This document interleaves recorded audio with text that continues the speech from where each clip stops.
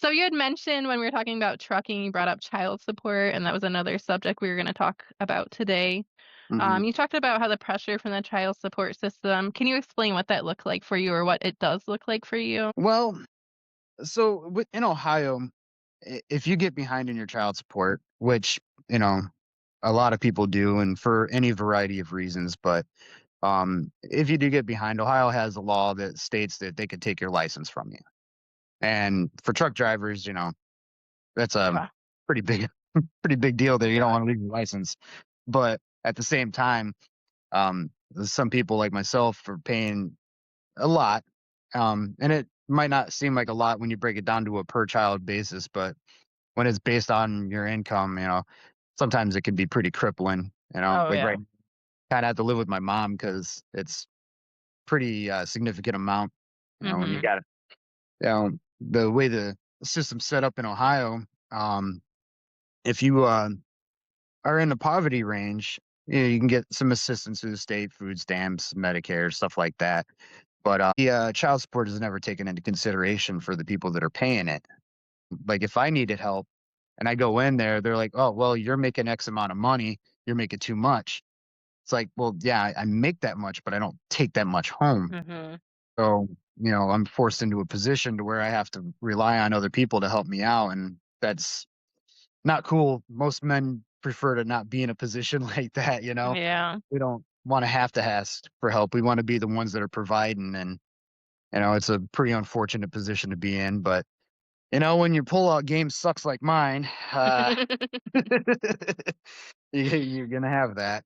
Yeah. But, something that you don't hear talked about a lot is the depression that comes from that. And it's not even just the child support, even in the truck driving industry. The truck driving industry is in the top 5 for like most like the highest suicide rates. Um and having child support added on top of it, we go through the most divorces. Well, maybe not the most, but we're up there Yeah, for that makes you know, sense. it's lonely, it's depressing. Nobody loves us when we're out there. We get disrespected by the people on the roads. Uh, But yeah, it's a high level of suicide rates. And I've suffered a great deal from that ideation. And even very recently I was struggling with it. um I was very close to not being here just not 2 months ago. So it's a lifelong struggle, and being out on the road for 20 years and child support, and not getting to see your kids as much as you want. If yeah. it was up to me, I'd see my kids every day, but I'm not in a Yeah. position to be able to do that, unfortunately. Um, but I don't know I where I was think going with that. you're fine. Well, No, I thanks. appreciate you sharing all that. I think it's very important that you brought that to light. That's something I'm trying to bring light to on this podcast is the men's mental health. That side. A lot of times guys are overlooked. You guys are expected to just work and, set your feelings to the side. And I know personally from friends and family and stuff like that, Ohio is very unfair when it comes to child support and all of that, especially with the dads. And as you said, like the moms can get help, get food stamps, get everything, and they're getting the extra income from you, but your income being taken from you doesn't, count when you're trying to get help. So I completely understand that. And Well, the, I'm you know, not the allowed to I'm not allowed to take credit for my child support when I'm asking for help, but they don't have to report it as income when they go for yeah, help. So they can get help plus get that extra money. So yeah, it's a little bit unfair in that sense, but it is. Yeah. it's the responsibility that we as fathers, and there's Right. plenty of women that are in the same position, so Oh I don't yeah. want to exclude them either. But you Yeah. know, as parents, we have a responsibility, and sometimes it's unfortunate.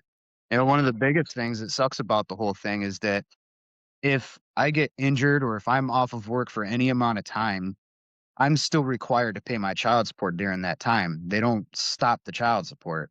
And if Yeah. I get behind, I have to pay that still. Mhm. So Yeah. like if I was to say we get into an accident and not be able to work for 6, 7 months, the government does not care. They Yeah. still will take the child support as if I was paying it.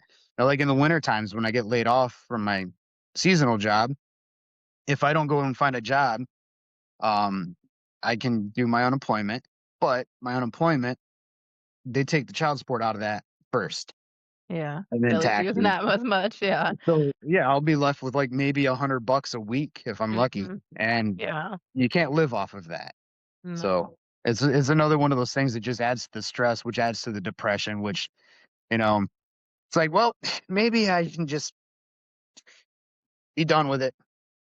It's very stressful. It's not an easy thing to live through, but you know, unfortunately, there's a lot of people that can't and don't, and they succeed in that desire to end it, and it's unfortunate.